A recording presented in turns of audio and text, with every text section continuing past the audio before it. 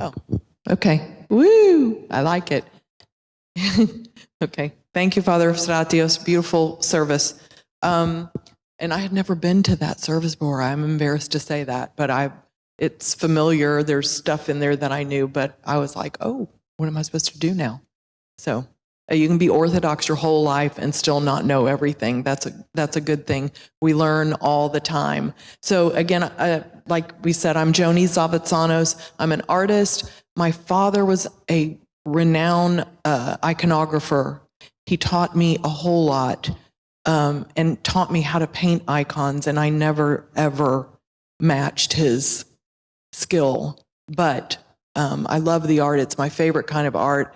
Even though I'm an artist and I was doing art before I could speak, before anything else happened, I was drawing and painting in his studio. So it's real inbred in me, but I didn't really like going to museums and looking at the art on the wall. It was kind of stale. But I love to this day, and for all my life, walking into churches and seeing all kinds of church art. It really is exciting to me. That makes me more excited about doing art than anything else. Even though I'm also a secular artist, there's, when you're Orthodox, you are Orthodox every day. You're not just a Sunday churchgoer. It's in your being. And so we believe that we worship God with all our senses. It helps us to worship him with all our senses. So, and it's not a slight on the Protestants for not having iconography. They usually they have a cross and the preacher, and you're supposed to listen. They feel you're drawn in more. But Christ told us, and if we know just the judgment story, the parable of the sheep and the goats, right? Christ separates us at the judgment. He separates the goats on the left and the sheep on the right. And both the goats and the sheep are dumb animals. They're anatomically pretty correct, the same, but they're both dumb. It's just that sheep follow the leader and goats tend to stray and go off on their own. So that's why he used that parable. And he was kind of making a joke for us too, that we're not so smart like we think we're so smart. Well, we're like sheep that aren't very smart, but we follow God. And so he gives us the church here, which is a model of actually the Jewish temple. Because the first Christians were Jews, we worship as they worship. You heard a lot of the Psalms being sang tonight, actually, he did them really fast. Usually we chant. The lights are dim during Lent because we're in that period of mourning, waiting for the resurrection. But there's chanting going on, there's incense burning, all of those things that happened within the Jewish way of worship, we took on that way too. So when we walk, I saw this great short saying from St. John Chrysostom today when I was doing my daily readings. The church is heaven itself. That's what he said. The church is heaven itself.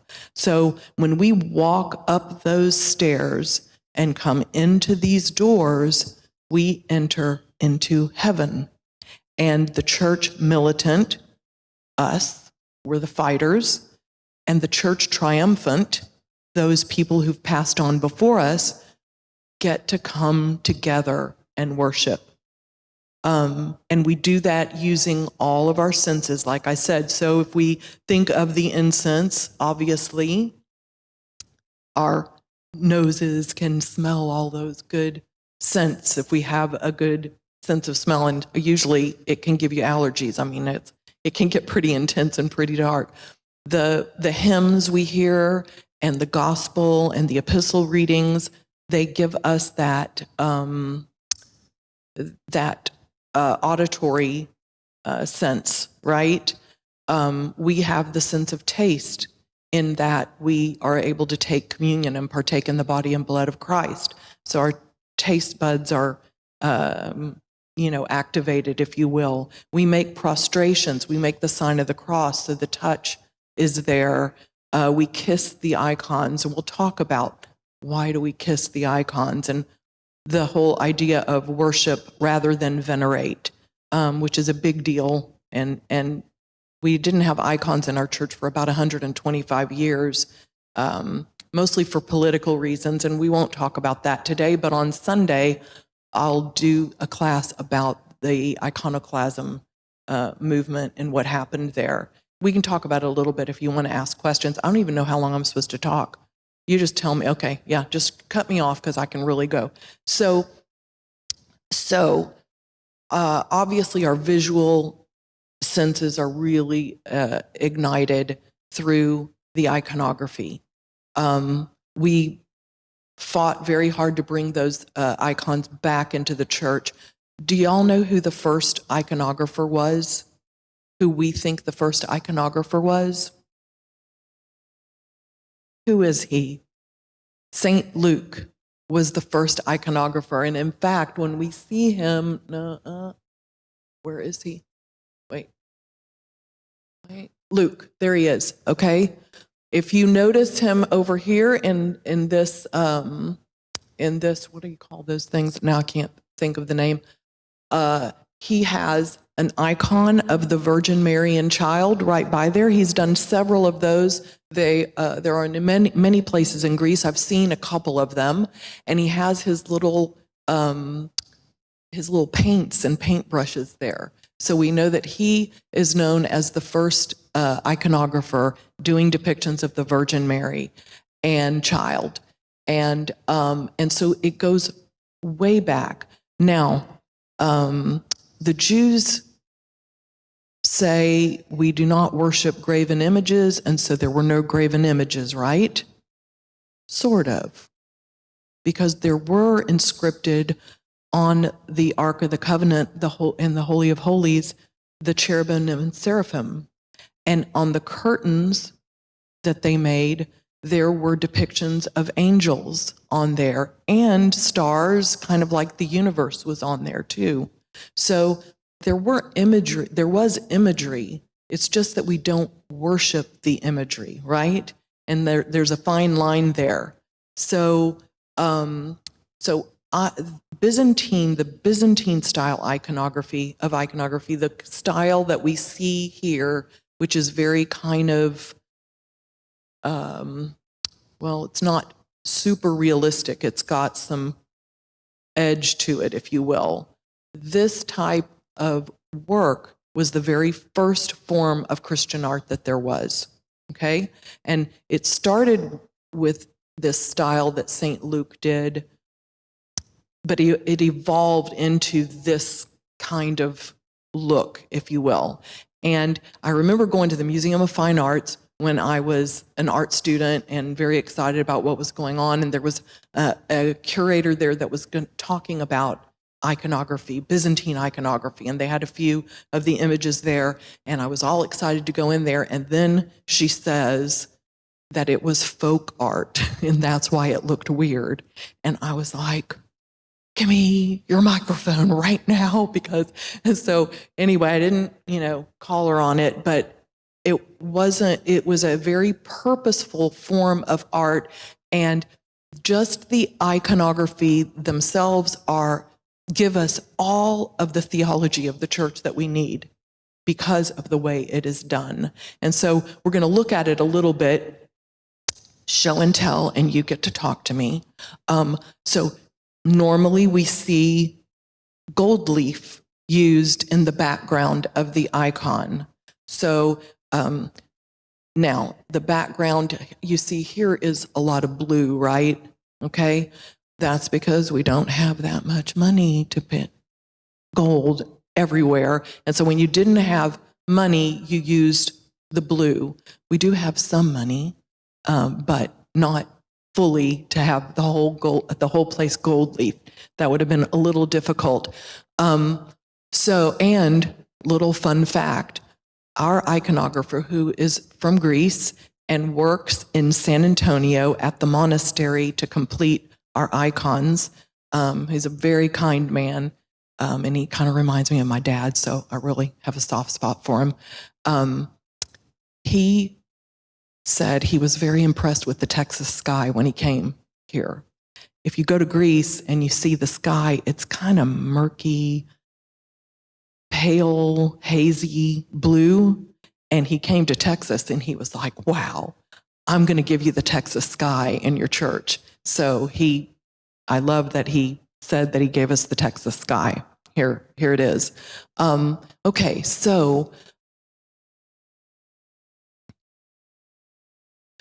well, I don't know that he does that. He doesn't use egg tempera. Egg tempera, thank you for bringing that up, is the original way that the icons were painted. It uses the egg with these powder pigments, and it's mixed and painted. I know he does what my dad did, which is watered down acrylics. I hate to burst the bubble about that, but egg tempera is the original, and it's a hardier, that and encaustics they last forever and ever.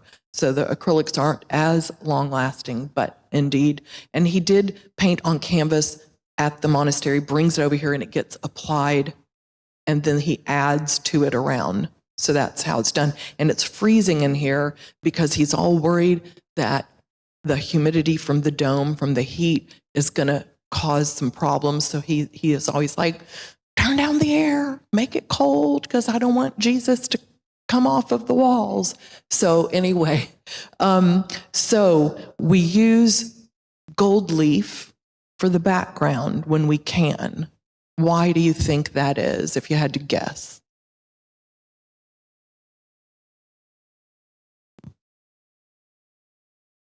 It's pretty, yeah.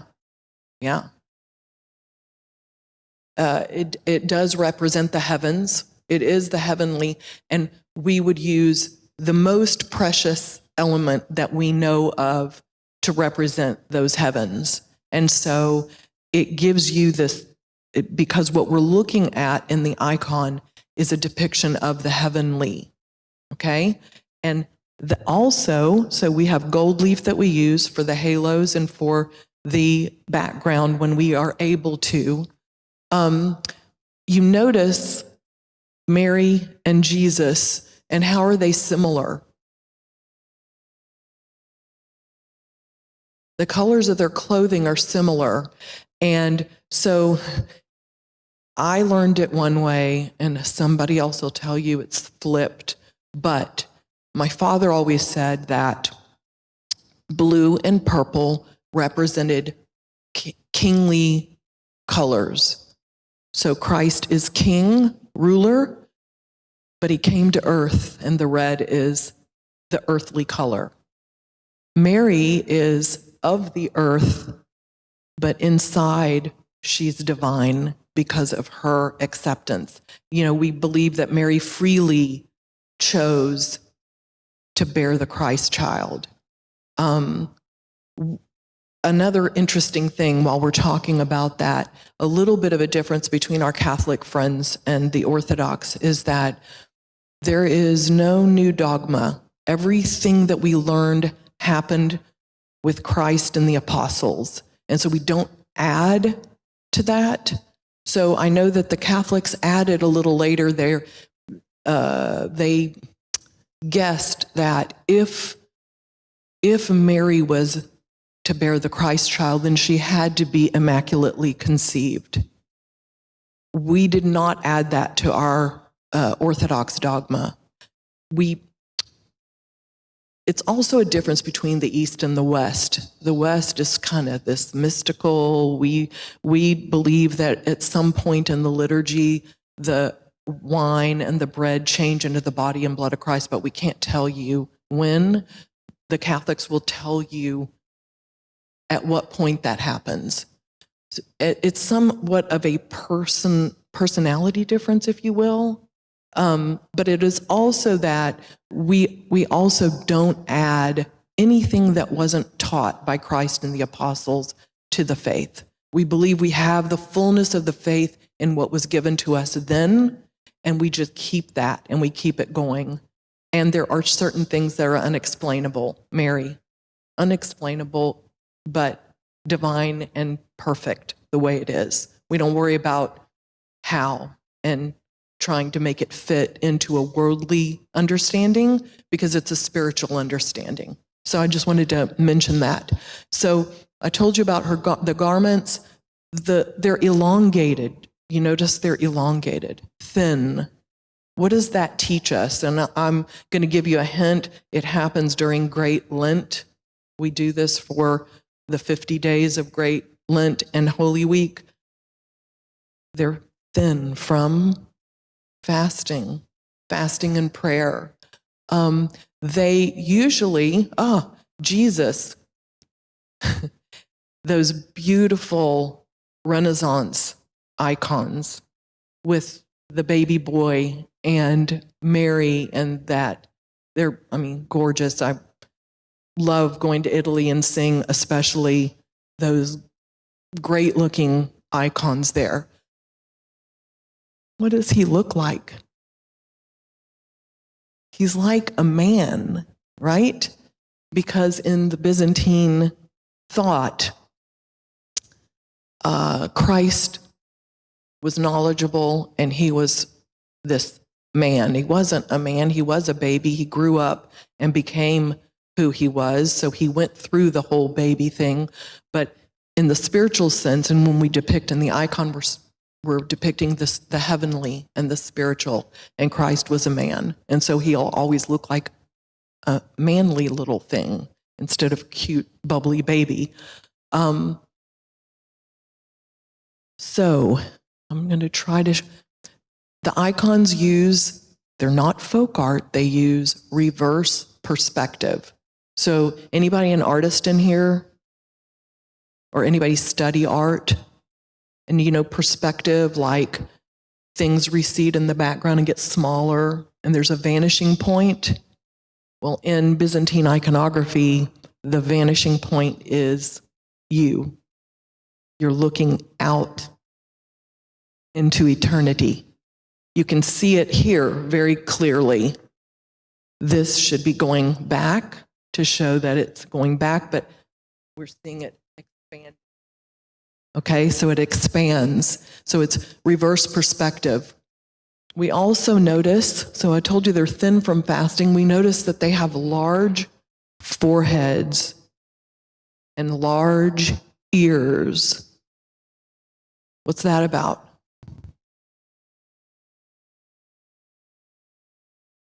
I'm making y'all work. Large ears to hear what?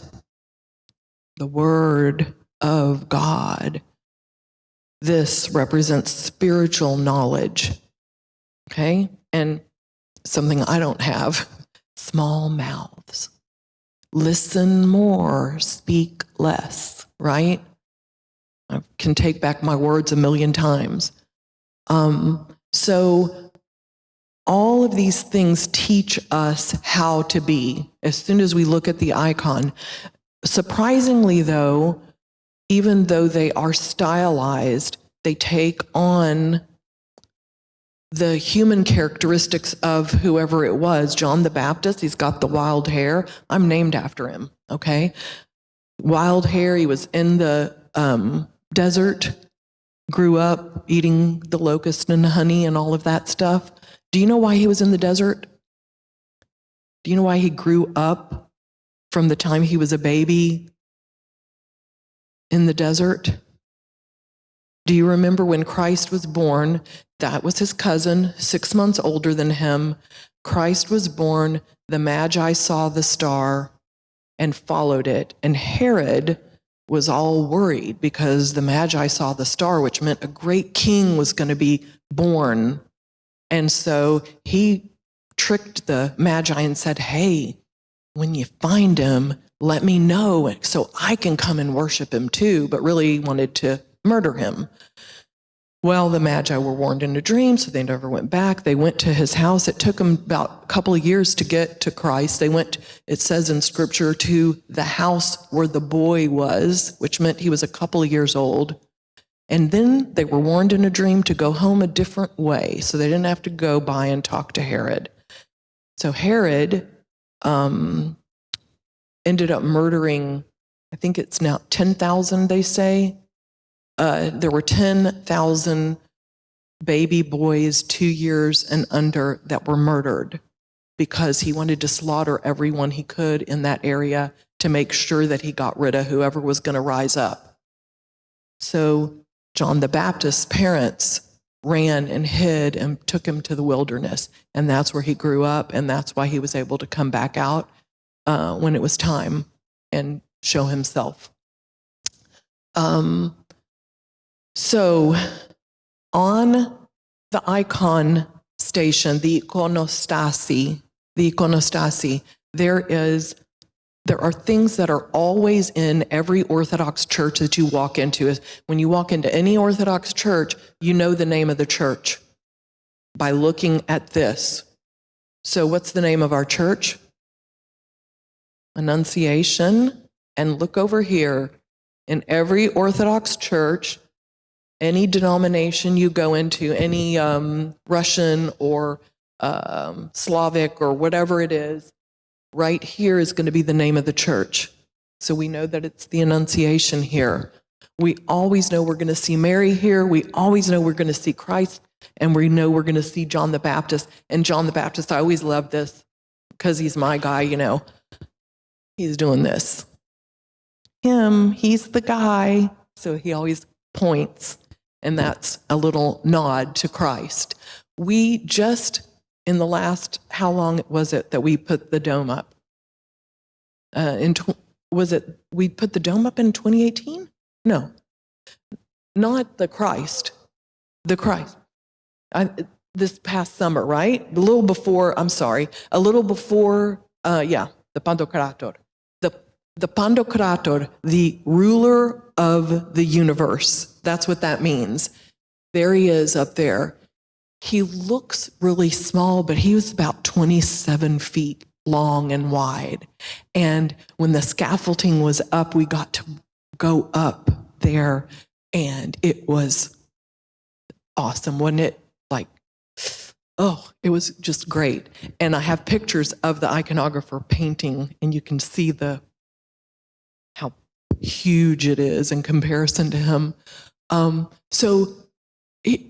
Eustatios said it today that Christ is here for us with the book open, but there, his book is closed.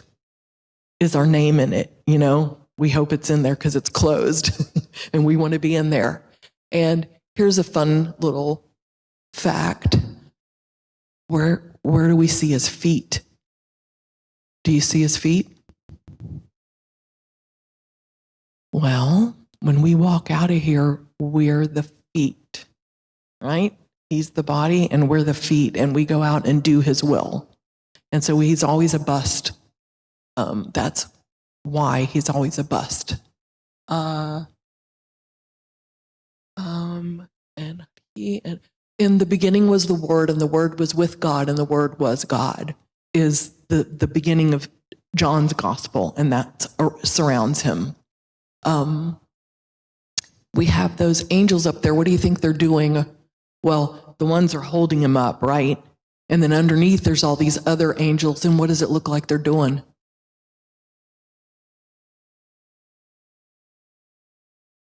Can you tell?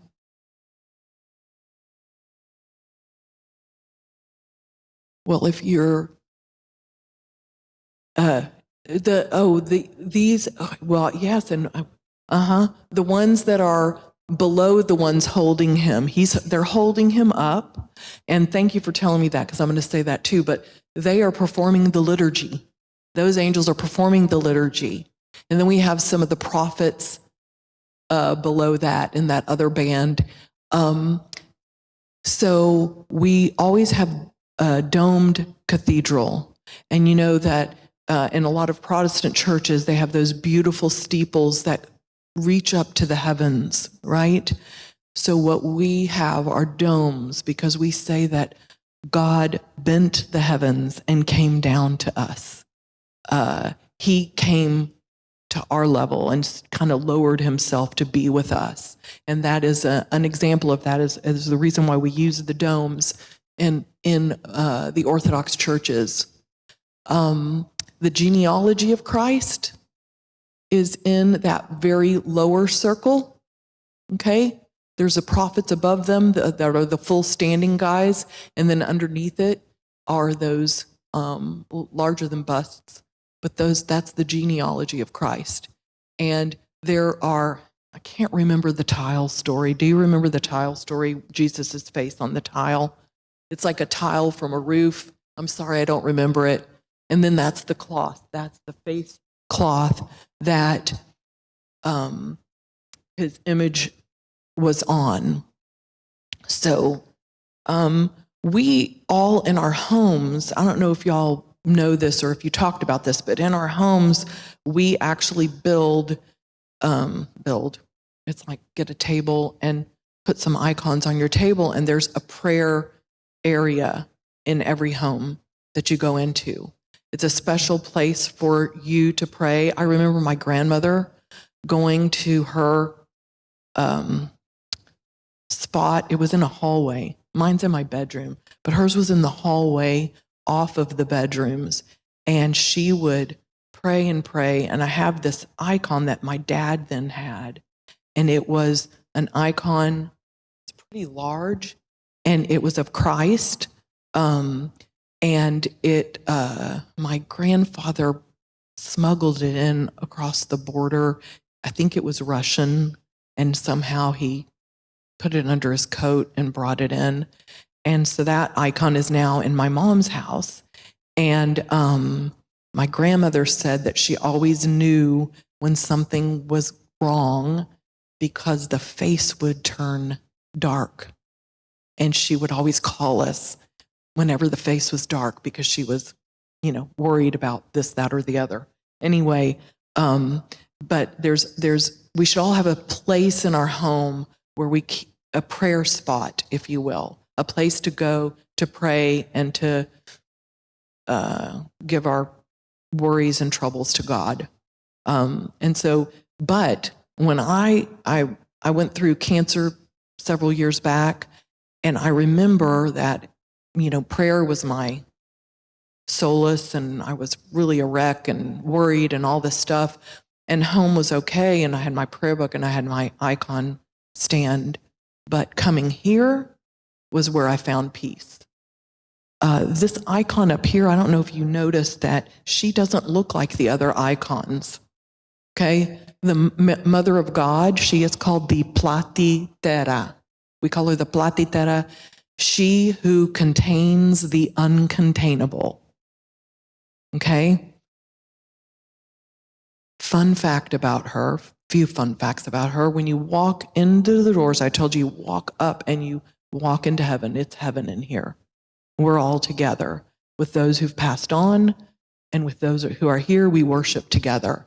And when you walk in and see her, you might have beef with people and you're mad about this and that and you don't get along with everybody maybe, but she welcomes every single human in the door.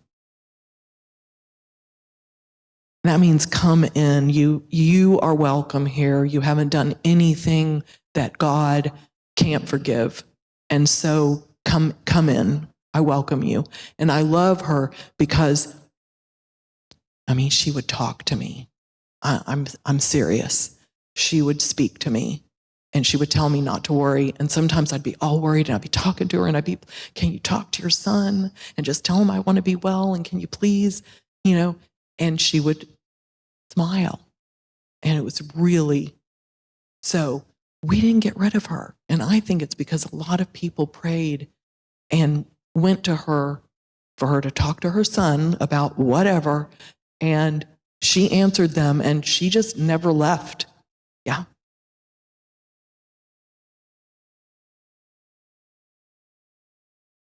Oh, yes. Hello. So we used to have other icons in our church. You can see the 3 up here on the wall and the 3 over there. We had a little more towards the Renaissance type of artwork. That was the original work, and she was part of that. So when we decided to expand the church, our church is modeled, by the way, after Hagia Sophia in Constantinople. I don't know if y'all have ever been to Turkey and seen the church there. It's beautiful. It's unfortunate most of it's covered up, but it's beautiful. And this church is a model of that. Okay, that is crazy. I'm almost freaked out here when I'm looking at the windows. All these images of Christ and whatever are like popping in as if they're, I'm sorry, I just got I freaked out there for a second. What is that? Why is Jesus looking at me? Anyway, okay. It's a reflection. It's a reflection off of the glass. Anyway, so yeah, our church is modeled after Hagia Sophia, and we use the Byzantine style of iconography to finish the church and make it. My dad always said that whatever is meant to be, whatever is meant to stay in the church stays. Whatever isn't needed leaves. So we still use the Byzantine style of chant.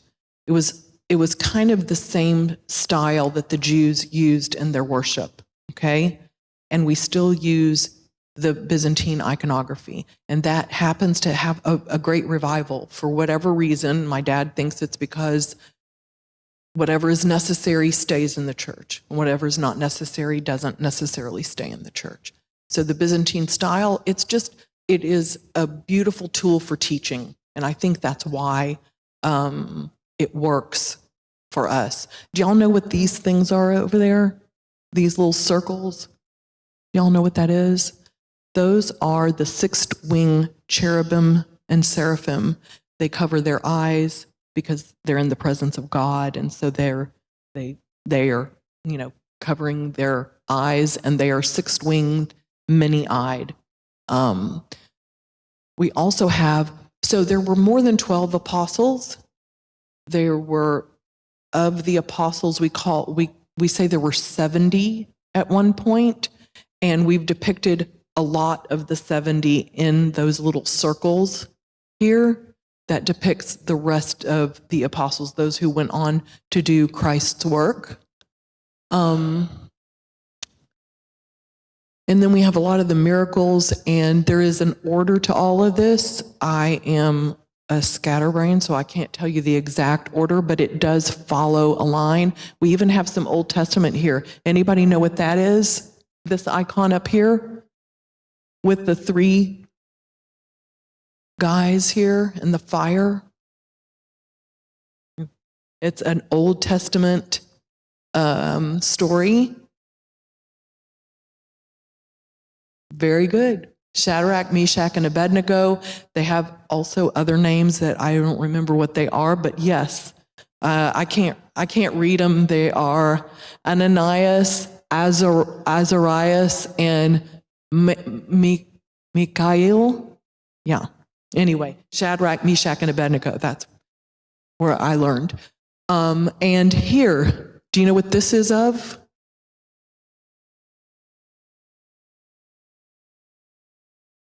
So this is Abraham and Sarah entertaining the angels, and they didn't know they thought they were entertaining a guest, and it turns out to be the Trinity. We see Jesus from the beginning of time. Jesus was all over the Old Testament. In the beginning, this is Genesis. I'm going to botch it a little bit, but in the beginning, God created the heavens and the earth. And the Spirit of God hovered over the waters, and God said, "Let there be light," and there was light. Okay, that's the beginning of Genesis. God the Father created the heavens and the earth. The Spirit hovered over the waters. The Word of God, God said, "Let there be light," the light of the world, Jesus Christ, right there, right at the very beginning, as soon as you open up your Bible and start reading. And he appears all through the Old Testament and then is fulfilled when he actually comes to earth in the New Testament. The New Testament's a lot easier to read. And by the way, I downloaded James Earl Jones reading the New Testament. It's really good because he has that voice. God rest his soul. I think he's passed away recently. But anyway, it's a really great way when you're walking or when you're in your car or whatever to put it on and hear. I try to read as much scripture as I can, and the Old Testament's very hard. I've gone through it a few times. But the New Testament is a great way to keep the word going. What can I say? Okay, so on the icon station, we have always these two icons and these two icons the same. We always have the angels on the doorways. Another fun fact is, and I'm going to get it wrong. Which one's Michael? Michael, Gabriel. Yeah. So you always leave out, and we have too many altar boys, so they kind of go back and forth in either door. But usually the deacon comes out through Michael, because Michael stood at the Garden of Eden and booted out Adam and Eve, and Gabriel allowed him back in, right? Through Gabriel and Mary's yes, we came back in. So Gabriel is over here, and that's where the deacon goes back in. And then these can be various saints. Whoever is donating money and maybe wants their kid's name on there or has somebody special that they want. In our case, we did what was in our old icons, and you can see them up all the way around our church, up here, and even in our hall, you can see all of our old icons, and they're beautiful. So do you notice there's Demetrius over here and George? Did I say it right? Okay, yeah, I did it wrong. That's Demetrius, and this is George, and they were soldiers. But you cannot have any kind of, and our old icons actually did have them in battle with the sword raised and in combat, but that's not really the Byzantine way. They've put down their sword and they pick up their cross.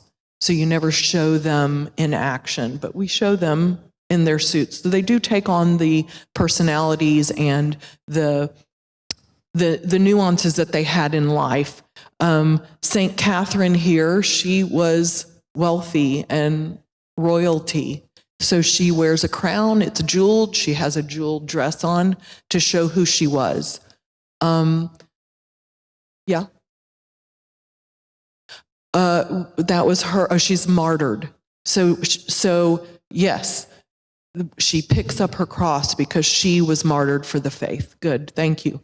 And then the Saint Nicholas here was a bishop, so he's shown in his bishop's robes. He was older, he was bald, he had white hair. So we show all of those things. St. Paul was supposedly short, and he was bald, and he wasn't very good looking. So they kind of give him a big nose. And they kind of make them like they looked, but just in a more stylized form. Another fun little fact, but you can't really see any of that. The Annunciation, I think it happened indoors unless it was in the courtyard. Usually they have a little cloth to show that it was inside. And that's how you know, because they always depict the heavens no matter what, even if it was an indoor scene. But usually they have a little piece of cloth hanging over something to show. One of my favorite icons, and I wish we had a bigger one, is of Lazarus. Where is it? Did I miss it? Oh yeah, here. Can y'all kind of see that? This is the raising of Lazarus, where he's coming out of the tomb and he's got the wrappings all over him. And the women are, his sisters, Mary and Martha, are weeping because they're so happy. but the people in the background are covering their noses because he's been in the grave for 4 days and he stinks. And so, so you can see him doing that. The other cool thing is this icon of the empty tomb. The icon itself tells you exactly what happened scripturally, what we believe happened, and why we know that they knew that Christ resurrected from the dead. They used the old Egyptian, because they were under Egyptian rule for all that time. They did the mummifying process. They anointed with spices and whatnot. They had a face cloth, and then they mummy wrapped. Okay, so it was a pretty tight, and it was well preserved, if you will. Okay, they had all the myrrh in there, and so there's the face cloth, there's the mummy wrappings. And so when the women went to the tomb and saw what was there, it shows you here the face cloth underneath all of that gunk that was in there is neatly wrapped to the side, and he has evaporated out of the mummy outfit. And so you can see the mummy wrappings and nothing in there. So you see the true miracle of the fact that nobody stole his body somehow or whatever, because the proof was right there that he was not inside of the mummy wrappings that were still in place.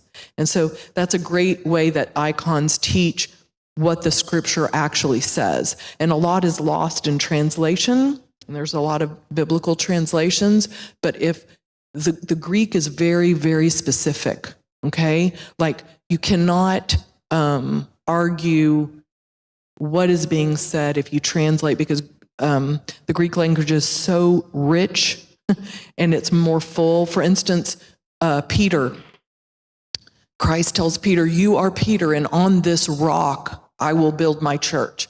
Famous words, if anyone has heard that. But Petros means pebble. So Christ was really making kind of a joke. You are Peter, and even on you I will build my church. I can do it. And certainly that all those disciples were bishops. Do y'all know why we kiss the priest's hand? When I went up today to kiss the cross, we automatically kissed the hand of the priest. Oh, you did? Yes. Perfect. So the hand of the hand of the hand that touched Christ and that Christ laid hands on. So, and then I was, Oh yeah. Yeah, so it's a following the life of Christ, actually, from Mary entering into the temple, Mary being told by the Gabriel, the Annunciation icon, the birth, Jesus coming into the temple on the 40th day, the baptism of Christ that starts, because we don't know a whole lot about Jesus in his youth, so we go right to the baptism. Do y'all know that the waters reversed?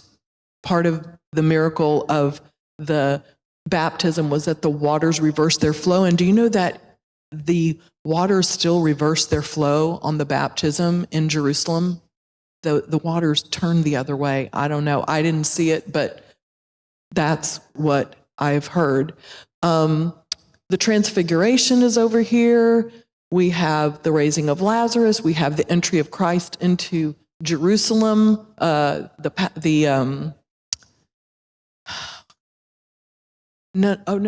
but this is the Palm Sunday. Thank you. I'm sorry. Crucifixion, taking down from the cross, the resurrection, the empty tomb there. Doubting Thomas. Thomas gets a bad rap, by the way. Thomas was about, how old was Thomas? How old? Guess. Okay. John was the youngest disciple. How old was John? He was like probably bar mitzvah age, we think, around 14, around 13 or 14 years old. Thomas was just a few years older than him, about 17 years old. So give the guy a break. He was like, I'm not going to believe it.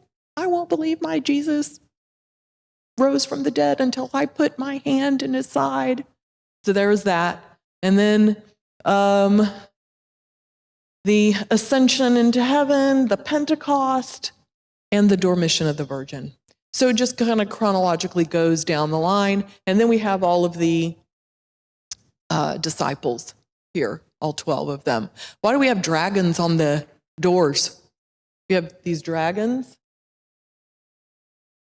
And look who's next to them. They're angels with swords, keeping away the evil. Okay? So the gates of hell will not prevail, right? And then we have the Annunciation down here. So I've talked so much. Y'all have, yeah, I know everything. Oh,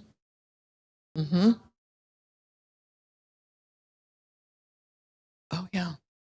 Yeah. So the eyes are kind of the window into the soul.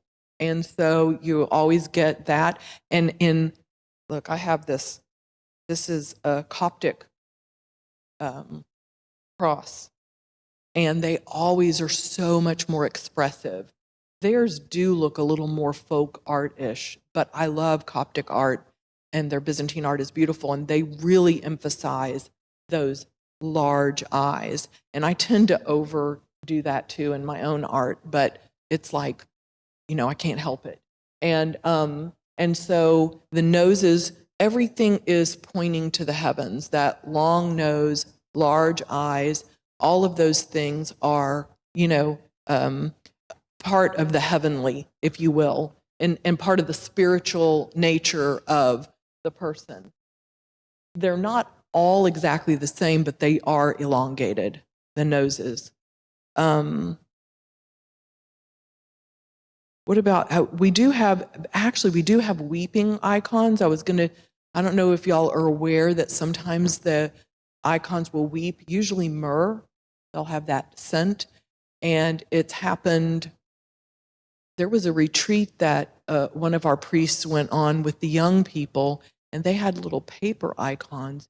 And one night, those icons began weeping.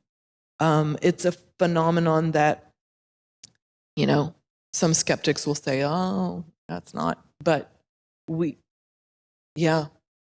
And they pick up that myrrh that comes from them, and it has a beautiful fragrance, and it's really healing. It's beautiful. And we have one here. I know that some of the sick, Father Michael anoints. And ultimately, even though we have these icons here, we are icons. We are icons of Christ, and we carry his image. We are supposed to be imitators of Christ. We are striving to become like God, not a God, difference, but we constantly strive to be like God, to imitate God. And Christ told us how to imitate God. He showed us the way of doing that, and that is whoever wants to be up here has to lower himself down here. And St. Paul said, Christ came to save sinners, of whom I am chief. So if I think I'm the worst, then I'm not going to be judging somebody else for who they are, because I'm going to think I'm the lowliest. And that way we see God in every human being. And it doesn't mean to be dumb about who you hang out with. You have to be careful who you hang out with and, who is godly and not. But it is to say that we see the Christ in everyone, and we see ourselves as lower than that. And so then we can't trip up. it's just for our protection. It's because, remember, we're sheep, dumb. So we have to, keep ourselves in our place always. Yeah.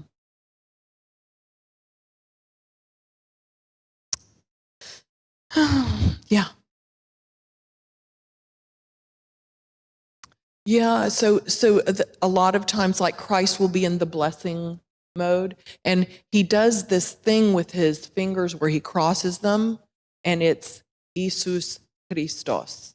It's Jesus Christ. And that's when the priest blesses, he makes that sign, which is the sign of Christ's name when he blesses.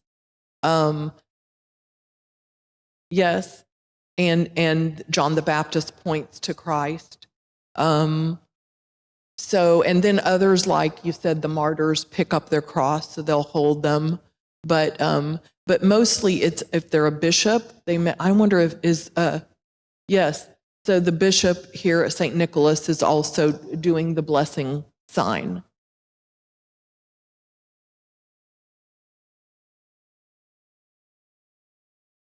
Mm-hmm.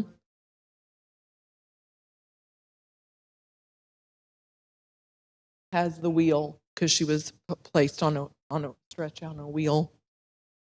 And actually, St. Paraskevi, and we have a monastery that's close to us in Brenham, is the patron saint for eye ailments. And right, Jan, we went there. And she's holding a bowl, and there are two eyes. It's not creepy. It's not like eyeballs. Ugh, it's just little eyes. And so she convinced her persecutor that Christ was the true God, and he wanted her, she was beautiful, he wanted her for marriage, and he didn't want her to be a believer, and she just was very staunch about not marrying him at all. And he threw her into a boiling pot of hot oil, and she was not burned or bothered by it. And he said, "Is that not hot?" And she flung some in his, and it blinded him, and he was distraught, and she healed him. She asked for God's healing, and so his sight was restored, and he became a believer. And she was later martyred, but she's known to help those who have eye ailments. Is that Cosmas and Damianos over there? They are also healers. And on the end, anyway, every saint has their own special, and some of the hands are purposefully placed. So everything in the icon has a purpose. So, yes.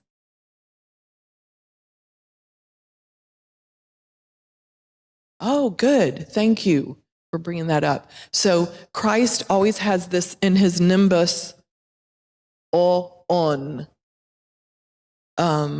When Moses went to the burning bush, and he said, he said, who are you? Because this voice says, "Take off your shoes, you are on hallowed ground." And he says, "Who are you?" And he said, I am. Like, I am who I am. I am the I am. That is, the unexplainable. So on is I am, he who is. And that is always, you'll either see the letters or you'll just see the cross shape, and it's Christ every time. And every time Christ is depicted, he should have that. Well, I think that he just did, it's understood, but it's the cross shape is there. So, because I have seen it without the lettering or with it, but maybe he thought there were too many letters, because he has Jesus Christos and he has O Pantokratos, so it was like a lot of words. I don't know. I'm going to be artistic and say it was an artistic reason he didn't put the I am in the nimbus. What do I know? Mm-hmm.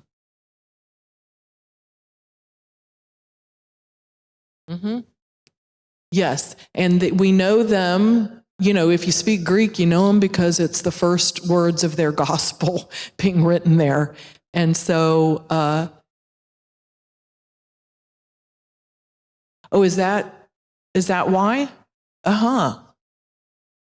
Okay. So she said that the two that actually knew Christ, and I didn't know this, I learned something. I mean, I learn a lot always. So the two that knew Christ, so this Matthew and John knew Christ. Luke and Mark came after, they're from the book of Acts, really. And Luke was the writer of the letter of Acts, the Acts of the Apostles. So, yeah, and I didn't know that Mark just wrote about what he didn't have firsthand. Wow. And then, that John's gospel is the most spiritual of the gospels. The others give the account, and John gives really the theology that Luke was, I think he was Greek. I think Luke was Greek. He was a doctor, and he was an artist, first iconographer. And so, in the book of Acts is where the Greeks were converted. Paul went to the temple, and there was this flame burning to the unknown supreme God. And in his diplomacy, and knowing that Greeks are stubborn people and might not listen to him otherwise, he came to them and said, "You see this flame burning to the unknown supreme God? I know who this God is, and I'm going to tell you about him." And they said, "Oh." And so that's how they came into the fold. Thank God. And that's why, our churches still take the same resemblance of those old Jewish temples and how they were structured, and their way of worship was still our way of worship. And that's why we don't go into the Holy of Holies. Only those necessary go into the Holy of Holies. It is, off limits for most everyone. Right. So when you're serving liturgy, the priests and the deacons and whatnot, and I've known there have been people who are sick that the priests will let sit back there to, for prayer and healing. And that's just some priests, I don't know that they all do that. So.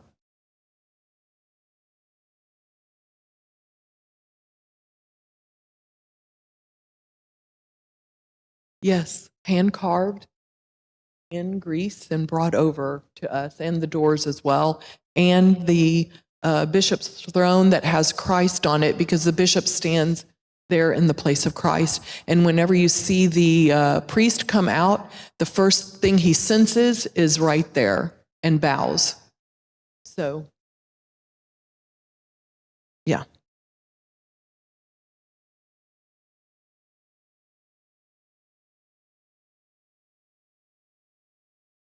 Right. It's a little bit hodgepodge, honestly. Right. Yeah. If they do a carved thing, they would do the whole icon station carved. So.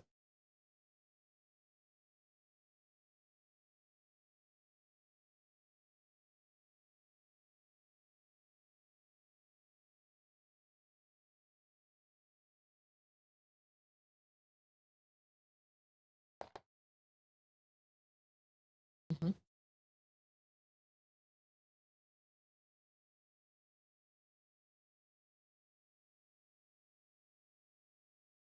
Mm-hmm.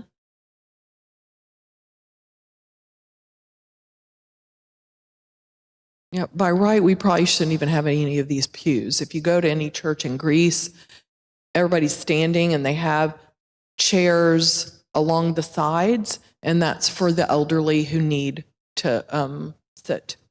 but everybody sort of stands around. It's a little haphazard. I mean, it's sort of weird. We're much more formal and much more like they're much more at home. They're like going into their home. Hey, how's it going? What's going on? And, like, yeah. And they cut in line. They don't follow lines. And it's really, very typical. My husband doesn't follow in lines either. Right. There's a church on every single corner. And I remember when my boys were really little and we would pass by these little churches and they would see the icons of Christ and they go, oh, that's Father Gabriel in there. Oh, that's Father. And they would see the icon of Christ and think it was the priest. And so it is interesting that they imitate. Another little difference between the Catholic Church and the Orthodox Church is that the infallibility of the Pope. We believe that when the priests and bishops are at the altar serving in the place of Christ, they are infallible there. But as everyday men out in the world, they are fallible. And that's a nuance. By the way, I've been praying for the Pope. He's getting better. No? They just said that because I kept reading. Is he back? Well, pray for him. Pray for him. Right? Yeah, and he's a human being suffering. And I was kind of like, I was hopeful because there were a few, like there was a little turn. Okay, well, what God wants. He did good work here while he was here. Okay, any other comments or questions? I know I meant to let y'all talk a little more, and I do this all the time. I just blah, blah, blah, verbal diarrhea. So it's your last chance. Thank you so much. I really appreciate y'all being here. Yes, actually, we're fundraising for more icons, and the iconographer just continues to work. I love him because I'm like, we got to raise some more money, and he's like, I'm just working, I'm making more, and I'm making this side and that side, and I'm like, okay, good, just keep working. We want him to finish because if he goes back to Greece, we want this to be his work. We want it to be not hodgepodge. So, hopefully good things coming soon. So, yeah, if you want to go to the Holy Archangels Greek Orthodox Monastery in Candelia, Texas, it's like north of San Antonio. It's so beautiful. It's an entire carved iconostasi, and it's a truly holy place. It's beautiful. And if you want to travel about an hour from here to Brenham, Texas, there is the Saint Paraskevi, the one with the eyes, monastery, and it's for nuns, and it's beautiful too. There's like peacocks walking around, and they're amazing. Both places are really amazing and beautiful places of refuge. Very welcoming, especially the nuns. They can cook, and they make good cookies. But the men are okay. They're fine. They'll feed you. They do make wine. They sell their wine there, and it's Napa Valley grapes. This John Consgard, if y'all are wine people, he just was totally enamored by them, and so he's given them, and they know how to make wine, and they make really good wine that's award-winning, and we'll give you a taste. So, and they come to the Greek festival and sell it here, so you can even meet them. Thank you. Thank you for listening to me. Y'all were wonderful. Appreciate it.